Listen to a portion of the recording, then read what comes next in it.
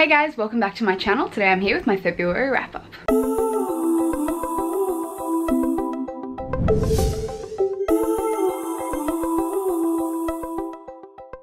So I got halfway through March and I realized I didn't actually film a February wrap-up, which is weird because I read a lot of books in February. I think I forgot to film it because I filmed so many separate reviews for all of the books that you're going to see in today's wrap-up. So therefore I just assumed that I'd already done an actual wrap-up. But I didn't, which is why it's late. But I read 8 books, which is why I thought I would bring it to you guys a little bit later. So the first book I read this month was King of Scars by Leigh Bardugo, which I have a review to if you want to go and check that out. This is the first book in a new duology featuring around Nikolai, who is one of the characters from the original Grisha trilogy. Now, I was really hyped for this book. I love Nikolai. He was my favorite character out of the Grisha trilogy, which I recently read so I could get into this book. But unfortunately, this book just fell really short for me. For a book about Nikolai, there wasn't much Nikolai. And the other characters that we do see, I wasn't as invested in them as I was in their original stories, which was really disappointing because I was so excited for it because I do love Leigh Bardugo and I do love the Grishaverse. So if you want to see my in-depth thoughts on that, I have a review which you can go and check out. Next up, I read The Ruin of Kings by Jen Lyons, which is a new favorite of mine. So The Ruin of Kings is a new adult epic fantasy which is very epic, in which we follow a young man named Kieran as he finds out that he's not actually a bastard orphan. He's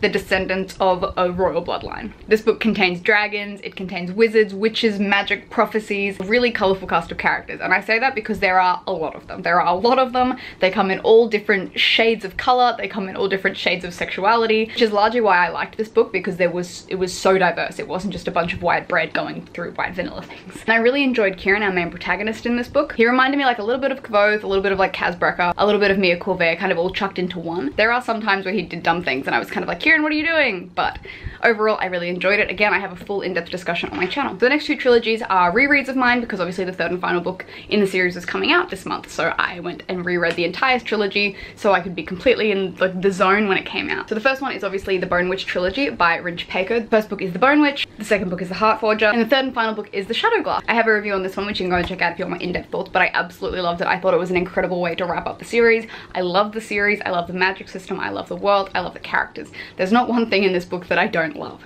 So if that's not high enough praise, I don't know what is. And then next up, I went and reread one of my all-time favorite trilogies because the third and final book, again, as I said, was coming out, and that was the Book of the Ancestor trilogy by Mark Lawrence. I reread Red Sister, I reread Grey Sister, in anticipation to read Holy Sister. I hate this cover so much, I went and ordered all of the American editions because they're so much prettier. So Holy Sister, as I said, is obviously the third and final book in Nona's story, and it was just absolutely heartbreaking. The review for this one isn't out yet, but it'll be coming out in the next week or 2, just to coincide with the release date. But I absolutely loved it. I cried. I read it twice. So I essentially, yeah, I finished it and then I kind of just flipped it straight back over and I was like, okay, I'm gonna read it again to let it all sink in, and it was just so good. I love the characters. I love the tropes in this, even though like there are tropes in it. My general feelings with tropes is if I don't notice it and it's done well, then I obviously enjoy it, but if it's like glaringly obvious, I don't love it. I absolutely love Nona. I love this series so much. I believe he's actually writing a new series based in the same world. It's called Book of the Ice, I believe. Not too many details out of it at the moment, but I saw it on his Twitter and I was like, Mr. Lawrence, what are you doing? So I'm super excited to show you guys my review on this when it comes out in a few days. So those are the 8 books that I read in February. I'm sorry that it was a little bit late. I completely forgot, and to be fair, none of you reminded me, which is fair because I had a lot of other things going on at the moment.